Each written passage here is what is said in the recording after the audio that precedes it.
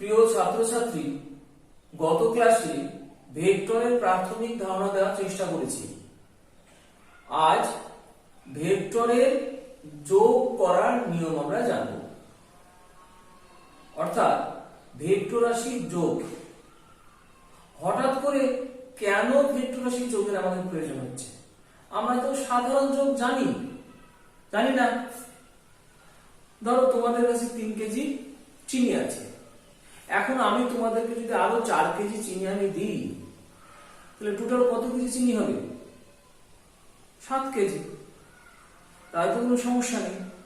তাহলে হঠাৎ করে ভেক্টর রাশির যোগ কেন করতে চাইছি একটু দেখে নিই। ধরো কোন একজন ব্যক্তি এখান থেকে পূর্ব দিকে 4 মিটার দূরত্ব অতিক্রম করলো। কত? 4 মিটার। কোন দিকে? পূর্ব দিকে। এখান থেকে ওই ব্যক্তি উত্তর দিকে 3 মিটার দূরত্ব অতিক্রম করলো, নর্থ। তাহলে ওই ব্যক্তির সরণ কত হবে? তাহলে সরণ মানে কি? প্রাথমিক পজিশন আর অন্তিম পজিশন আমরা যদি যুক্ত করে দিই, যে ভেক্টর রাশি প্রকাশ করবে সেটাই হচ্ছে সরণ ভেক্টর। তাহলে এর মান আমরা কিন্তু নির্ণয় করতে জানি। কত হবে? 3। তাহলে 3 এর স্কয়ার প্লাস 4 এর স্কয়ার রুট, তাহলে কত হবে? 5 মিটার। প্রশ্ন হচ্ছে 4 মিটার আর 3 মিটার যোগ করে কত পেলাম? 5 মিটার পেলাম। অদ্ভুত ব্যাপার। আবার দেখি যে কোন একটি ভেক্টর এইদিকে 5 মিটার সরণ ভেক্টর, আর এইদিকে মনে করি 4 মিটার, পরস্পর বিপরীত। যোগ করলে কত হবে? 5 মিটার প্লাস 4 মিটার কত হবে?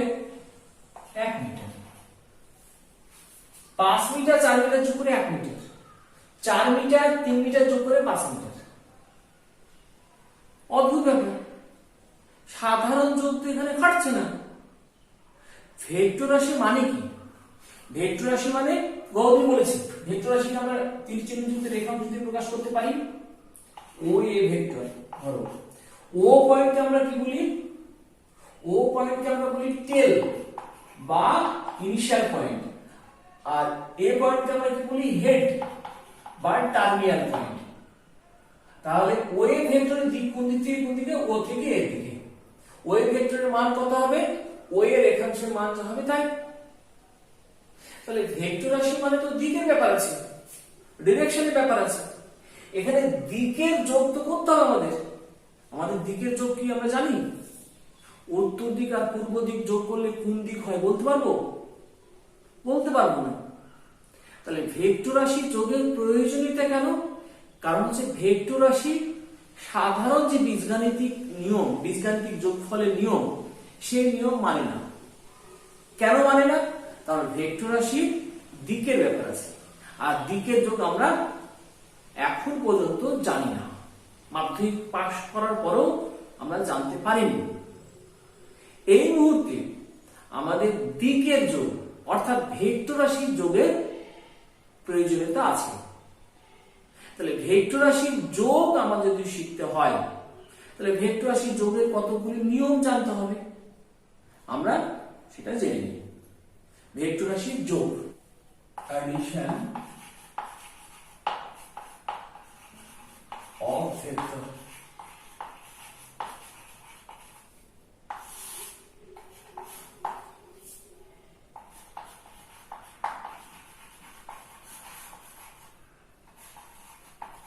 law of vectors,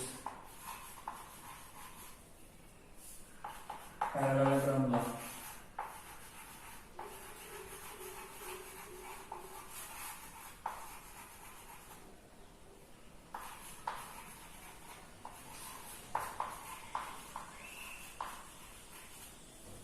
আর কি হচ্ছে পলিগন।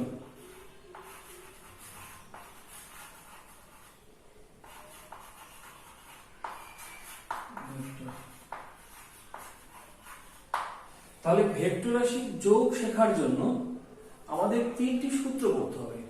প্রথম হচ্ছে ত্রিভুজ সূত্র, ট্রায়াঙ্গেল ল অফ ভেক্টরস। দ্বিতীয় হচ্ছে সামুদ্রিক সূত্র, প্যারালেলোগ্রাম ল অফ ভেক্টরস।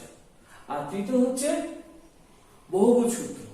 এখানে দেখে নিন, ত্রিভুজ সূত্র এবং সামুদ্রিক সূত্র আসলে দুটি ভেক্টরের যোগ আমাদের শেখায়। আর বহুভুজ সূত্র হচ্ছে দুইয়ের অধিক যদি ভেক্টর রাশি যোগ করার প্রয়োজন হয় তখন বহুভুজ সূত্রের সাহায্য নিতে হয়। পরবর্তীতে আমরা দেখব যে ত্রিভুজ সূত্র আর বহুভুজ সূত্র বেসিক্যালি সেম, মূলত একই, কিছু ডিফারেন্স আছে, সেটা আমরা জানব। প্রথমে আমরা জেনে নিই ভেক্টরের ত্রিভুজ সূত্র। তাহলে নিয়মটা একটু জেনে নিই। ভেক্টরের ত্রিভুজ সূত্র বলতে আমরা কি বুঝি বা কি নিয়মটি কি? ধরো দুটি সমজাতীয় ভেক্টর, ওই দুটি ভেক্টর দ্বারা আমরা একটি ত্রিভুজের একই ক্রমানুসারে দুটি বাহু দ্বারা যদি প্রকাশ করতে পারি, তাহলে ওই ত্রিভুজের অন্তিম বাহু ওই দুটি ভেক্টরের লব্ধির মান ও দিক প্রকাশ করবে। কিভাবে? বিপরীত ক্রমে গৃহীত হবে। তাহলে দেখি, মনে করি একটি ভেক্টর ও এ, ভেক্টরের নাম দিলাম মনে করি এ ভেক্টর। আর একটি ভেক্টর মনে করি বি।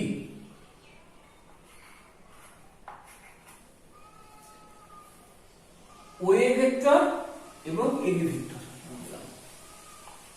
তাহলে ও এ ভেক্টর হচ্ছে এ, এ বি ভেক্টর হচ্ছে বি। দেখো, এ ভেক্টর এবং বি ভেক্টর দ্বারা একটি ত্রিভুজের একই ক্রমানুসারে দুটি বাহুকে প্রকাশ করেছি। তাহলে ওই ত্রিভুজের একদম অন্তিম বাহু অর্থাৎ তৃতীয় বাহুটি কি বলছে নিয়ম? বিপরীত ক্রমে গৃহীত হয়ে ডিরেকশন হবে ও থেকে বি এর দিকে।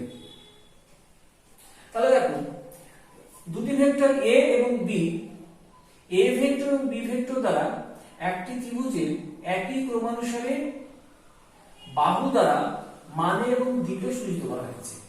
এটা প্রথম বাহু, এটা দ্বিতীয় বাহু। তাহলে এই ত্রিভুজকে যদি আমরা সম্পূর্ণ করি, তৃতীয় বাহুটি এ এবং বি ভেক্টরের লব্ধির মান প্রকাশ করবে এবং দিক বিপরীত ক্রমে গৃহীত হবে। তাহলে একই ক্রমানুসারে দুটি ভেক্টর এ এবং বি একটি ত্রিভুজের একই ক্রমানুসারে দুটি বাহু দ্বারা মানে এবং দিকে সূচিত করা হলে ওই ত্রিভুজের তৃতীয় বাহুটি বিপরীত ক্রমে গৃহীত হয়ে ওই দুটি ভেক্টরের লব্ধির মান ও দিক প্রকাশ করবে। দেখো,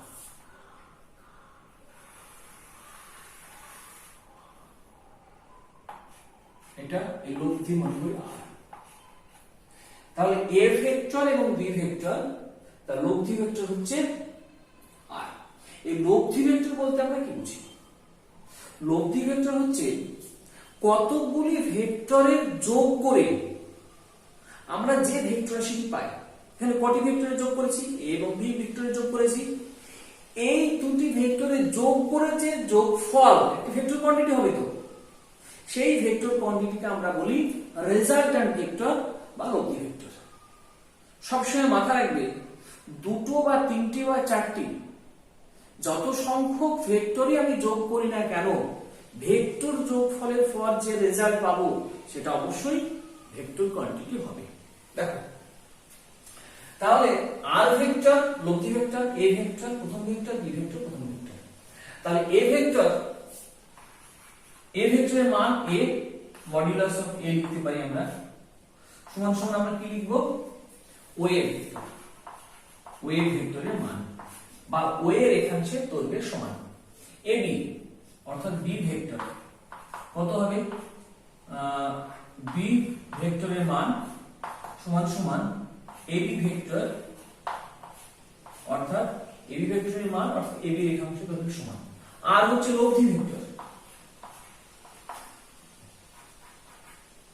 আর মডুলাস অফ আর হবে ওবি, রেখাংশের দৈর্ঘ্য সমান।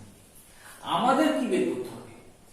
আর ভেক্টরের মান আমাদের বের করতে হবে এবং দিক বের করতে হবে। কোন ভেক্টরের সাপেক্ষে? এ এবং বি ভেক্টরের সাপেক্ষে। তাহলে আর ভেক্টরের মান যদি আমরা বের করতে চাই, তাহলে ও এ বি এই ত্রিভুজকে যদি সমকোণী ত্রিভুজে আমরা কনভার্ট করতে পারি, অঙ্কন করি, তাহলে খুব সুবিধা হবে। দেখো, ও এ রেখাংশের ও এ যে ভেক্টর তাকে বর্ধিত করে দিলাম, দিয়ে বি বিন্দু থেকে কি করা হলো? লম্ব টানা হলো, এটার নাম দিলাম ডি। তাহলে দেখো ও বি ডি, এটি কি? এটা একটি সমকোণী ত্রিভুজ। তাহলে এই সমকোণী ত্রিভুজের সমকোণ এটা, তাহলে সমকোণী ত্রিভুজের ক্ষেত্রে আমরা পিথাগোরাসের উপপাদ্য প্রয়োগ করতে পারবো। পিথাগোরাসের উপপাদ্য প্রয়োগ করলে আমরা আর এর মানটা বের করতে পারবো। তার আগে খুব গুরুত্বপূর্ণ একটি বিষয় দেখে নিই, যে এ ভেক্টর বি ভেক্টর দেখলাম, তাহলে এ ভেক্টর আর বি ভেক্টরের মধ্যবর্তী কোণ কোনটি?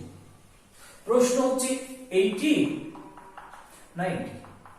গতদিন কি বলেছিলাম? দুটি ভেক্টরের মধ্যবর্তী কোণ নির্ণয় করার জন্য যে দুটি ভেক্টরের মধ্যবর্তী কোণ নির্ণয় করতে চাইছি, কি করতে হবে? দুটি ভেক্টরকে হেড টু হেড মেলাতে হবে, না হলে টেল টু টেল মেলাতে হবে। দেখো, তাহলে এই যে বি ভেক্টরের টেল এই পজিশনে, এ ভেক্টরের হেড এই পজিশনে, তাহলে এ ভেক্টরকে প্যারালাল শিফটিং করে যদি আমি এই পজিশনে বসাই, তাহলে কি হবে? এ ভেক্টরের এই পজিশনে আমি ভাবতে পারি এই বরাবর ডিরেকশন, এই বরাবর ডিরেকশন। তাহলে এ ভেক্টরের এটাকে আমরা কি বলতে পারি? টেল বলতে পারি। তাহলে মধ্যবর্তী কোণ অবশ্যই এটা হবে, সেটা মনে করি আলফা। তাহলে এখানে আলফা কি? আলফা হচ্ছে অ্যাঙ্গেল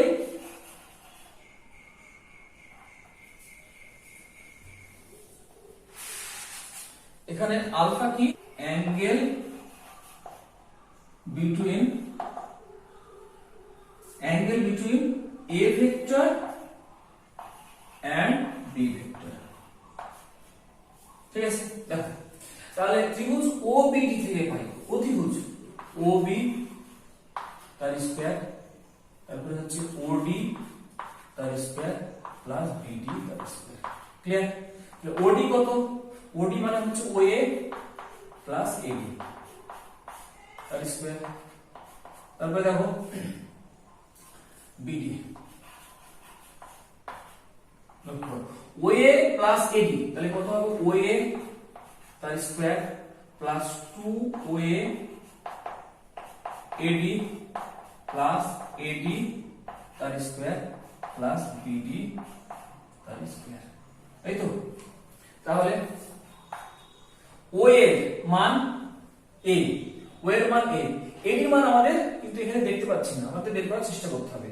তাহলে এডি স্কয়ার প্লাস বিডি স্কয়ার, এখানে লক্ষ্য করো এই ত্রিভুজের ক্ষেত্রে ত্রিভুজ এ বিডি সমকোণী ত্রিভুজ, সমকোণী ত্রিভুজের ক্ষেত্রে আমরা লিখতে পারি এডি তার স্কয়ার প্লাস বিডি তার স্কয়ার সমান কত হবে? এবি তার স্কয়ার। তার মানে এডি তার স্কয়ার প্লাস বিডি স্কয়ার সমান সমান আমরা এবি স্কয়ার লিখব। আর এডি মানটা একটু দেখি, এডি তাহলে ত্রিভুজ এবিডি থেকে পাই, আমাদের বের করতে হবে এডি মান বের করতে হবে। এডি আর এবি, এডি বাই এবি যদি আমরা করি তাহলে কত হবে? এই কোণের সাপেক্ষে লক্ষ্য করো, যে কোণের সাপেক্ষে আমরা বের করি সেই কোণের বিপরীত বাহুটা সবসময় লম্ব, সমকোণের বিপরীত বাহু সবসময় অতিভুজ, আর এটা হচ্ছে ভূমি। তাহলে কত হবে? cos alpha. তাহলে এডি সমান কত? AB cos alpha. তাহলে লিখি ও এ স্কয়ার, মানে ও বলতে আসলে ও এ, তাহলে এ স্কয়ার ও এ এ এডি, এডি মানে কত?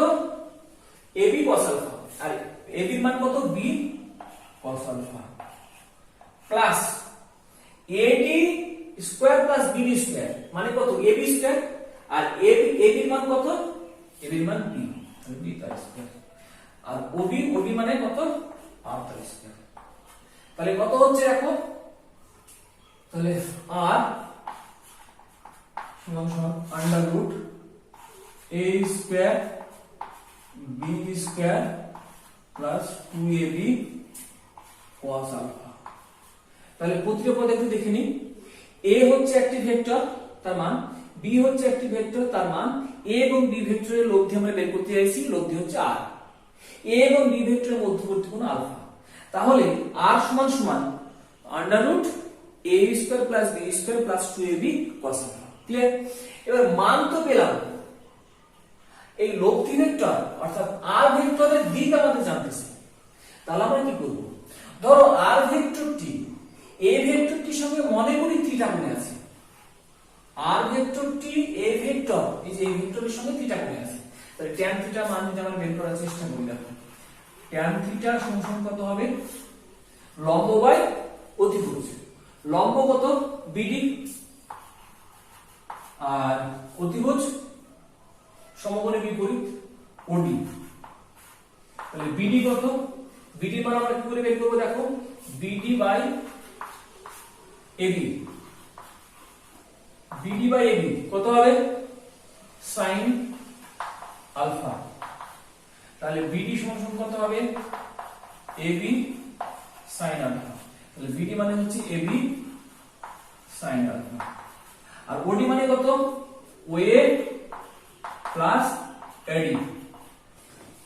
তাহলে দেখো AB মান কত? B sin alpha. আর OA মান কত? A। AD মান কত? AD সমান সমান হচ্ছে AB cos আলফা। তাহলে AB cos আলফা, AB মান B ইনটু cos আলফা। তাহলে কি পেলাম? লব্ধি ভেক্টরটি প্রথম ভেক্টরের সঙ্গে যে কোণ করে থাকবে সেই কোণের নাম দিয়েছি থিটা। তাহলে তার tan থিটা ভ্যালু কত হচ্ছে? সেটা হচ্ছে b sin alpha by a plus b cos alpha. মনে রাখার নিয়ম দেখো, যে ভেক্টরের সঙ্গে লব্ধি ভেক্টরের কোণ আমরা বলছি সেই ভেক্টরটির কথা প্রথমে বলছি না, দ্বিতীয় vector into sin alpha by প্রথম ভেক্টর প্লাস দ্বিতীয় ভেক্টর ইনটু cos আলফা। তাহলে tan থিটা সমান সমান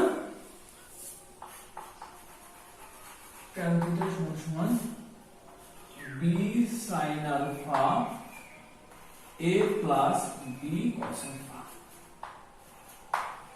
তাহলে এই দুটি ফর্মুলা আমাদের মনে রাখতে হবে। এটা লব্ধি ভেক্টরের মান, আর tan থিটা অর্থাৎ থিটা আমরা এখান থেকে tan ইনভার্স করলে পেয়ে যাব, সেটি হবে লব্ধি ভেক্টরের দিক। দিক প্রকাশ করার জন্য প্রথম ভেক্টরের সঙ্গে কত কোণ করে থাকবে সেটা হচ্ছে থিটা। এইবার কিছু বিশেষ ক্ষেত্র আমরা আলোচনা করব। দেখো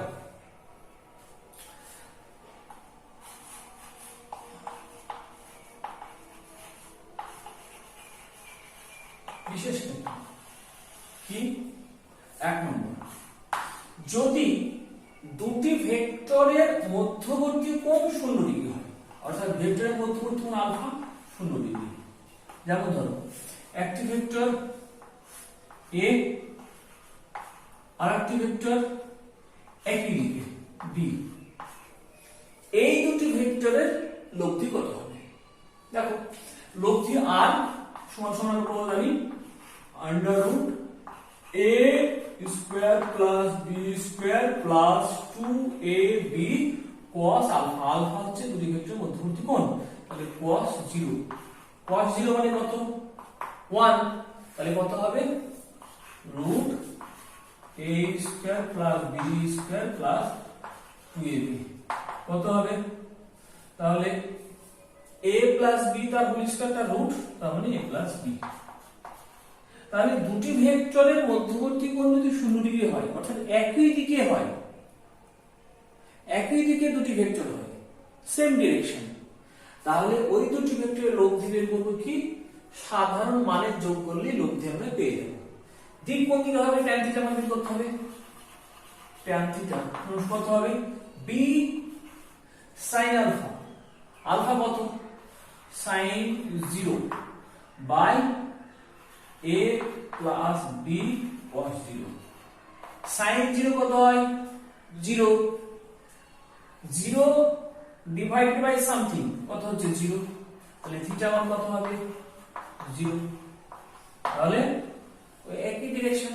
এবার আমরা দুটি ভেক্টরের মধ্যবর্তী কোণ যদি 90 ডিগ্রি হয়, অর্থাৎ পরস্পর লম্ব দুটি ভেক্টর, তাহলে লব্ধি মানে কি বের করব। ধরো একটি ভেক্টর এ ভেক্টর এই বরাবর আর বি ভেক্টর এই বরাবর, অ্যাঙ্গেলটা কত 90, লব্ধি কত হবে দেখো। ফর্মুলা বসো, r সমান কত আমরা জানি √a² + b² + 2ab cos alpha.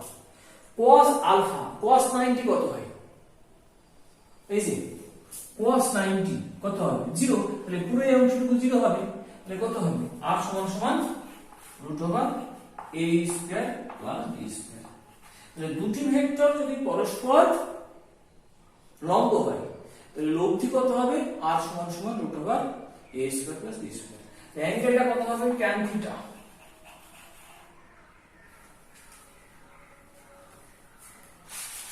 তাহলে লব্ধি ভেক্টরের কোণ কত হবে যদি থিটা হয়, তাহলে tan থিটা বের করো। tan থিটা সমান কত হবে দেখো, এই যে sin 90, sin 90 কত হয় sin 90 1, তারপরে cos 90 0, না 0 হলে 0, তাহলে b/a, তাহলে থিটা সমান কত হবে tan ইনভার্স b/a। দুটি ভেক্টরের মধ্যবর্তী কোণ যদি 180 ডিগ্রি হয়, তাহলে আলফা সমান 180, কি হচ্ছে পরস্পর বিপরীত, এদিকে a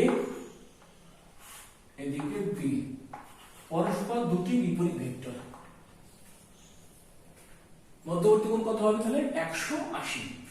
তাহলে দেখো r সমান কত হবে, r সমান কত হবে দেখো, তাহলে cos 180 ডিগ্রি মান কত -1, তাহলে বসিয়ে দাও, তাহলে কত হবে a² + b², তাহলে -1, তার মানে 2ab -2ab।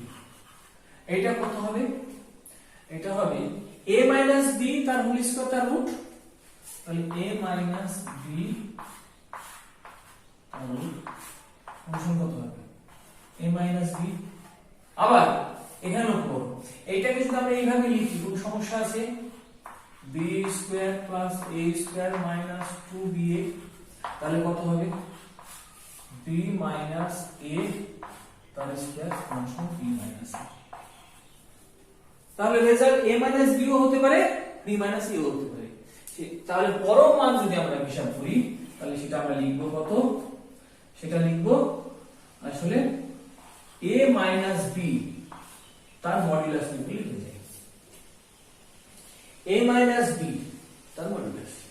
তাহলে এইটা কখন হবে, a - b কখন হবে যখন b ভেক্টরের থেকে a ভেক্টরের মান বেশি হবে। b ভেক্টরের থেকে a ভেক্টরের মান বেশি হলে a - b নেব, আর b - a কখন লিখব যখন a ভেক্টরের চেয়ে b ভেক্টরের মান বেশি হবে। ক্লিয়ার? এবারে সমস্যা হতে পারে, দেখো দুটি ভেক্টর a b, তাদের মধ্যবর্তী কোণ 180 ডিগ্রি, রেজাল্ট কত হবে, লব্ধি কত হবে মডুলাস অফ a - b। কেউ যদি মডুলাস অফ b - a লিখে আর মডুলাস অফ a - b একই তো বিষয়। এবার দেখো যদি দুটি ভেক্টরের মধ্যবর্তী কোণ 180 এবং ভেক্টর দুটি মানের দিক থেকে সমান, a সমান b, তাহলে মান সমান এবং পরস্পর বিপরীত, কি হবে তাহলে লব্ধি ভেক্টর r সমান কত হবে 180 ডিগ্রি কোণ, তার মানে cos 180 - 1, তাহলে রেজাল্ট কত হবে a - b তার স্কয়ার বা b - a তার স্কয়ার সমান কত হবে a - b or b - a। দেখো a আর b সমান হলে 0, রেজাল্ট কত হবে 0। এই অভিজ্ঞতা আমাদের আছে, কেন দড়ি টানাটানি খেলায় দুই পক্ষ যখন সমান বল প্রয়োগ করে এবং পরস্পর বিপরীত, রেজাল্ট কোন দিকে যায় নিউট্রাল। তার মানে কোন বস্তুর উপর সমান এবং বিপরীত বল যদি ক্রিয়াশীল হয় তাহলে টোটাল ফোর্স ওই বস্তুর উপর কত হচ্ছে, ক্রিয়াশীল হচ্ছে 0, নেট ফোর্স 0। পরের দিন আমরা সামুদ্রিক সূত্র আলোচনা করব এবং সেই সঙ্গে কিছু গাণিতিক সমস্যার সমাধান করার চেষ্টা করব। ঠিক আছে।